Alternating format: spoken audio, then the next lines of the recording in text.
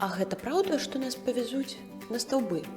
Запытваўся Петрусь Броўка ў Сергея Сартакова падчас падарожжа па Сібіры. І сапраўды, у насычаную праграму, якая чакала беларускую дэлегацыю, было ўключана наведванне запаведніку краснаярскія стаўбы. Гэта нацыянальны парк у краснаярскім краі, які знаходзіцца на паўночна-заходняй частцы Саянскага горнага хрыбта.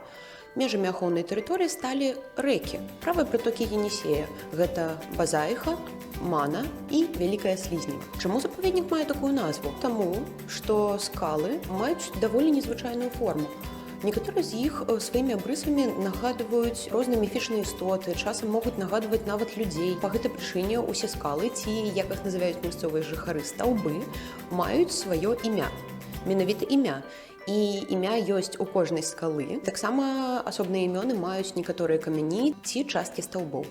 Напрыклад, вы можаце пабачыць скальнае ўтварэнне, якое носіць імя нос, а таксама яшчэ адно скальнае ўтварэнне, якое носіць імя верхапус ці галубка. У гэтых мясцінах нават існуе субкультура скалалазаў, якія самі называюць сябе стаўбісты. Стаўбы канчаткова заваражылі Петруся Броўку. Ён, даючы прыклад сваёй групе пісьменнікаў, хадзіў вузенькімі горнымі сцяжынкамі свабодна, як сапраўдны стаўбіст. Пот каціўся па шчочках, а прысесці і адпачыць не загаджаўся. А не пагаджаўся паэт адпачыць па адной простай прычыне, таму што далей дэлегацыю ў праграме чакаў выступ у краснаярскім гарадскім садзе. Вядома, што пісьменнікі спазніліся, і іх ужо чакала мноства прыхільнікаў беларускай літаратуры. Петрусь Броўка вельмі не любіў спазняцца, і таму яго настрой быў ужо сапсаваны. Сергей Сартаков успамінаў пра яго.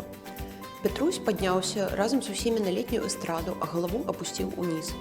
Воплескі, што чуліся дзе-нідзе, яшчэ больш яго засмуцілі, і тады я ў публіку кінуў адкрыта: «Таварышы, мы проста са стаўбоў, вінаваты, але хіба можна было не паказаць іх нашым дарагім гасцям?»